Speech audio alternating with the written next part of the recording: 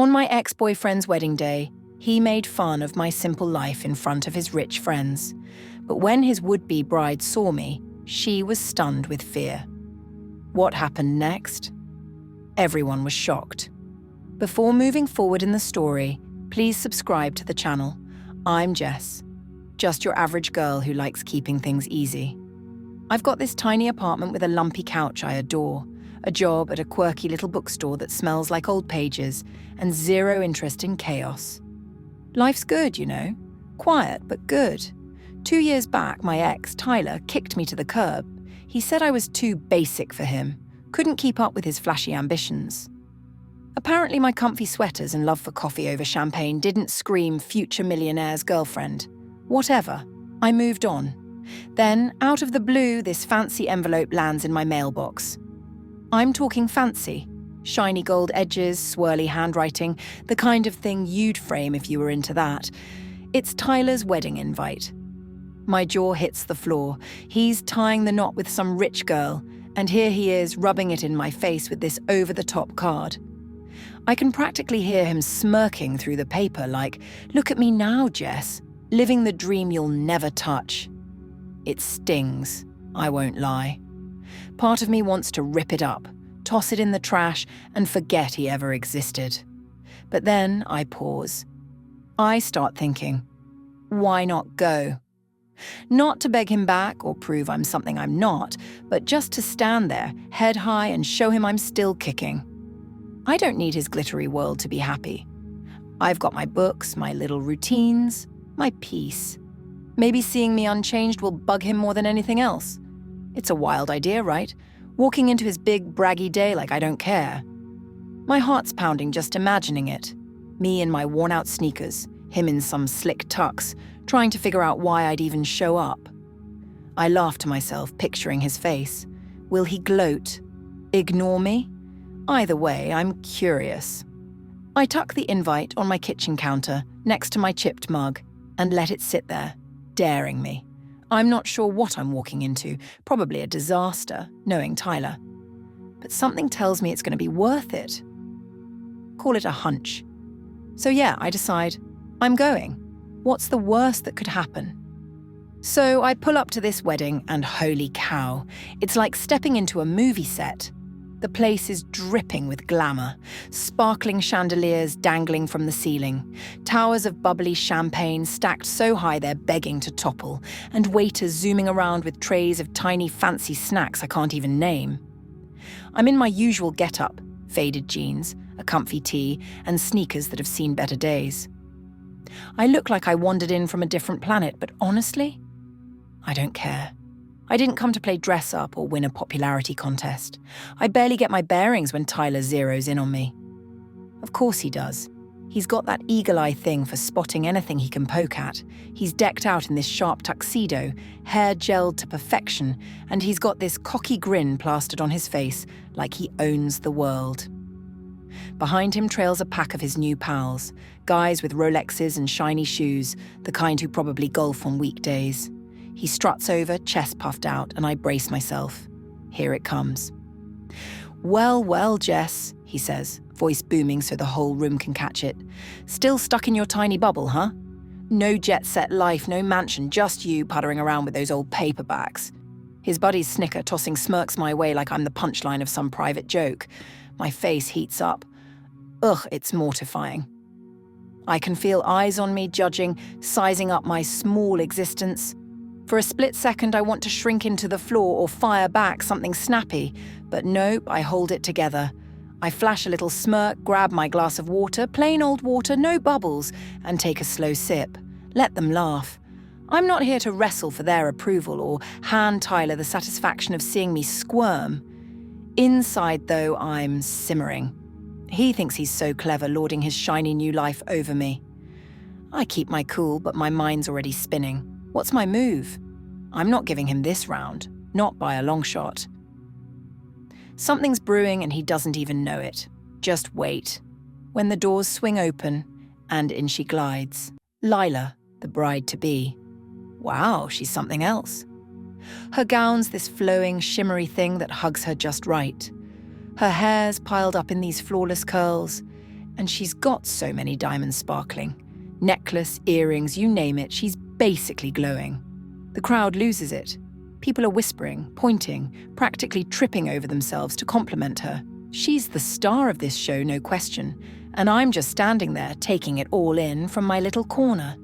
She's smiling, waving like royalty, soaking up the love, until her gaze swings my way.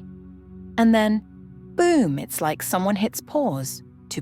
Her whole body locks up mid-step, one foot hovering like she's forgotten how to walk. That dazzling smile? Gone. Wiped clean off her face. Now she's staring at me, straight at me, with these wide, freaked-out eyes. It's not a casual glance either. It's intense, like I'm some creepy figure from a bad dream she can't shake. I blink, thrown off. What's happening here? Meanwhile, Tyler's oblivious. He's still yammering away to his crew a few feet off, tossing out another lame dig about how I probably alphabetize books for fun. His voice is this annoying drone in the background, but I'm locked on Lila. She's not moving, not blinking, just drilling into me with that wild look. My stomach does a little flip. Does she know me? Hate me? Did I accidentally cut her off in traffic once? My brain's scrambling for answers, but I'm coming up empty. The air feels thick now, like something big's about to drop. People around us are starting to notice her freeze up, heads turning, murmurs rippling. Tyler's still clueless, chuckling at his own genius, but I'm hooked on this mystery. Why's she spooked? What's her deal with me? I shift my weight, trying to play it cool, but inside I'm buzzing. This isn't just a random glitch. There's a story here, and I've got a front row seat. Whatever's coming, it's going to be wild. I can feel it. Lila's stare is messing with my head. I'm pretty sure we've never crossed paths, at least not in any way I'd remember. But there's this nagging little tickle in my brain, like when you smell something that reminds you of home but can't place it. I'm squinting at her, trying to figure it out, when this memory sneaks up on me, soft and fuzzy at first, then sharper. About a year ago, I was spending some weekends at this run-down community centre a few blocks from my place. It was this charity gig, sorting donated clothes, handing out snacks, just small stuff to help out. The place was always a mix of chatter and chaos, but there was this one girl who stuck out because she didn't fit the noise. She'd sit off in the corner, drowning in these big, baggy hoodies that swallowed her up, her head down, scribbling away in this battered notebook. She wasn't big on eye contact or small talk, kind of like a shadow slipping through the room. I didn't think much of it at first. But one rainy afternoon, we got stuck sorting a pile of coats together. She was super quiet, just folding away until I cracked some dumb joke about the musty smell, like, "Guess we're archaeologists of thrift now?" She actually giggled, this tiny sound, and looked up. Her eyes were tired but soft, and she mumbled, "Thanks for not treating me like I'm invisible." It wasn't a big moment, just a quick exchange, but it stuck with me. Her voice, that shy gratitude. Now standing here at this glitzy wedding, my mind's racing. Could that girl be Lila? The hoodie hid most of her back then. No diamonds, no glamour, just a loner with a pencil. I tried to picture her face under all this bridal glow, but it's fuzzy. My heart's thumping. Was that her? Did I stumble into something bigger than I realized? I'm not 100% sure, and it's driving me nuts. All I know is, if it is her, there's a story brewing, and I'm tangled up in it, whether I like it or not. We're back in the thick of this wedding chaos, and Lila's still got that deer-in-headlights look pinned on me. The room's humming with fancy chatter, but it's like she's in her own little bubble. Then snap! She shakes it off like she's waking up from a daydream and starts walking my way. Her heels click sharp against the floor, cutting through the noise. Tyler's off to the side, still blabbing to his crew, something about how he's living the dream now, when Lila marches right up and shuts him down mid-sentence. "Enough," she says, firm but wobbly, like she's barely holding it together. She turns to me, eyes huge, and goes, "Jess? You're Jess, aren't you?" Her voice cracks a little, and I'm caught off guard. I nod, totally lost, like, yeah, that's me, what's happening?" The air shifts. People nearby perk up, heads tilting, wondering why the bride's zeroing in on the girl in the ratty jeans. Tyler chuckles, trying to keep his cool, and tosses out, "Oh, her! Just my old flame! Miss Plain and Proud." He's grinning, expecting a laugh, but Lila's face is stone-cold serious. No smirk, no giggle, nothing. Before I can blink, she grabs my wrist, her grip's shaky but tight, and tugs me off to a quieter corner near this giant floral arch. The chatter fades behind us and she leans in close, her breath all quick and uneven. "You don't recognize me, do you?" she whispers, so soft I almost miss it. My gut does a nosedive. Recognize her? From where? My brain's flipping through every face I've ever met, but I'm drawing a blank. Her eyes are searching mine, desperate like she's waiting for a light bulb to flick on. The suspense is choking me now.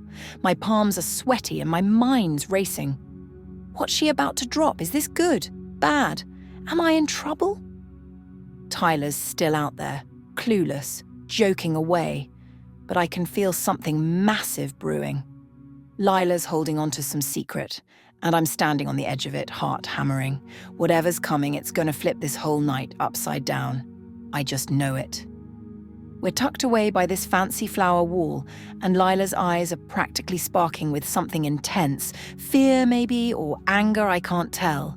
She's still clutching my arm, and then it all comes pouring out fast and messy. "I was a wreck, Jess," she says, her voice low and raw. "Back then, I had nothing. No cash, no place to crash, no one who cared.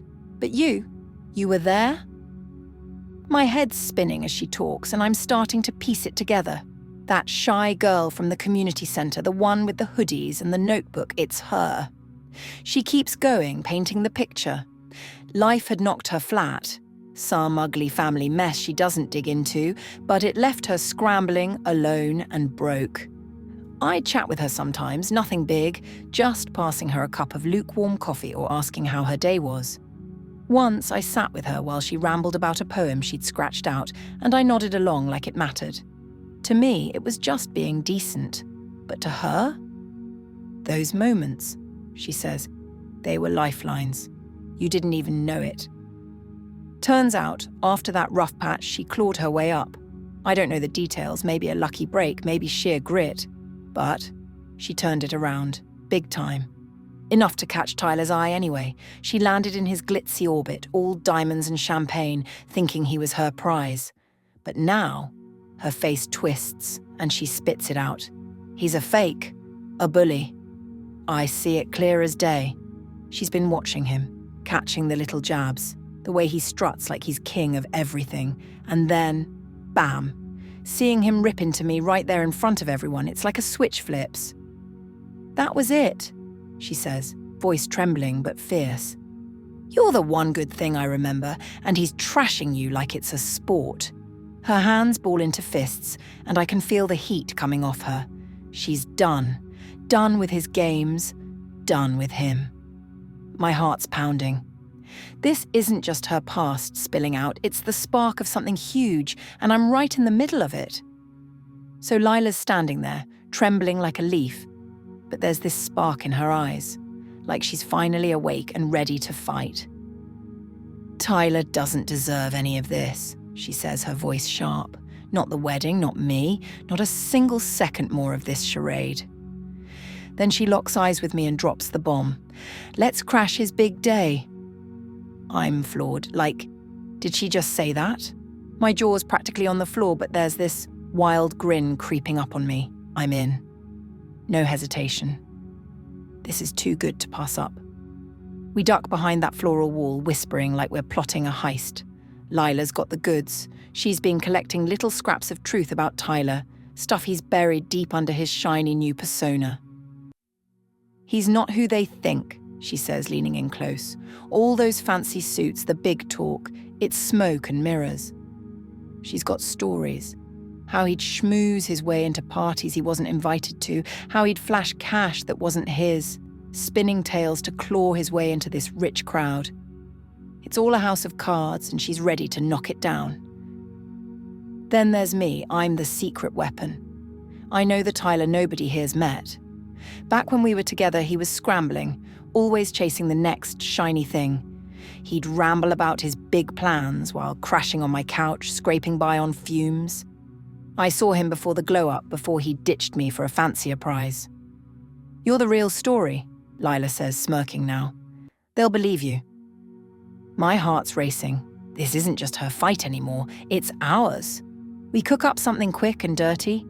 She'll take the stage, spill his lies to the room, and I'll back her up with the unfiltered truth.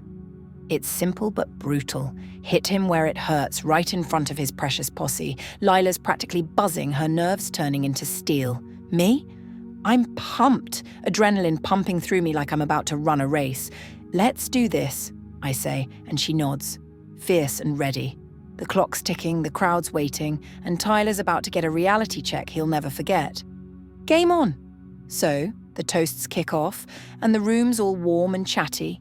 Everyone's leaning in, expecting Lila to gush about true love and fairy tale endings. She steps up, grabs the mic, and the place quiets down, glasses raised, smiles everywhere. I'm off to the side, heart thumping, knowing what's coming. She takes a deep breath, and instead of mushy stuff, her voice cuts through like a blade. I can't tie myself to someone who stomps on what's good.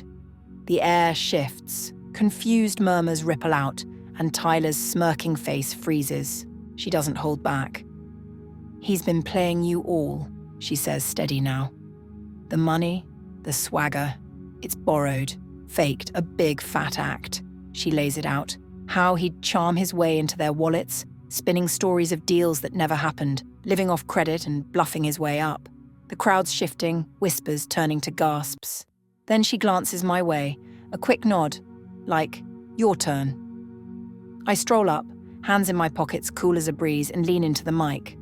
"Funny story," I say, all chill. "He used to crash at my place, promising the moon while he couldn't even pay for takeout." The room erupts, this low roar of shock, heads whipping around. Tyler's crew, those slick guys he's been impressing, start eyeing him like he's a stranger. His face goes from cocky to a total mess. Bright red, sweaty, eyes darting like a trapped animal. Lila's not done. She yanks off that giant diamond ring, lets it clatter onto the table like it's trash, and the sound echoes. People are gaping, some even clapping like they're watching a live show. She spins to me, grabs my hand, her grips warm and firm, and says, "Let's go." We stride out, heads high, through a sea of stunned faces. The chatter explodes behind us. Did that just happen? But we don't look back. I catch a glimpse of Tyler as we pass. He's slumped, hands in his hair, his perfect day in ruins. Outside, the air hits us, crisp and free, and we're grinning like we've just pulled off the heist of the century. Queens? Yeah, that's us, walking tall, leaving his mess in the dust. We're out in the cool night air, away from that suffocating wedding glow, and Lila's just beaming. She lets out this big, wild laugh, like she's been holding it in forever, and I'm standing there, still dizzy from what we pulled off. She spins toward me, eyes bright, and says, "Jess, you've got no idea. You yanked me out of the dark twice." I'm blinking, trying to keep up, and she spills it, all that sparkle she's got now. It's hers, earned, not borrowed. She built something real after those rough days, and Tyler was just a shiny leech she's finally shaken off. We're leaning against this random car in the parking lot, catching our breath, and she's grinning like a kid who just ditched school. "I'm so done with fake," she says, kicking at the gravel. "That life, it's hollow." I'm floored, not just because I got my payback, but because I've got her now. This isn't some quick high-five and bye. This feels like the start of something solid. We swap numbers right there, giggling like we're plotting round two, and I'm thinking, whoa, I walked in solo and walked out with a badass buddy. Back in that fancy venue, the fallout's already rolling. By morning, it's everywhere. Texts, whispers, probably some viral post, Tyler's toast, his so-called empire's cracking, those rich pals he bragged to. They're ghosting him, sniffing out the fraud, his whole I'm a big deal act. It's dusk now, and I hear he's scrambling to save face, but it's way too late. Me, though. I'm back at my little apartment, brewing coffee in my chipped mug, flipping through a paperback. My life's still small, still mine, and I love it more than ever. Looking back, it's almost funny. Tyler thought he could dunk on me and strut away a winner, but nah, Life's got a way of flipping the script. I didn't need to claw or scream. I just showed up and the universe handled the rest. So, go ahead, take your shots. I'll be over here sipping my brew, knowing the real punchlines on you. Karma doesn't mess around, and man, it feels good to watch it land.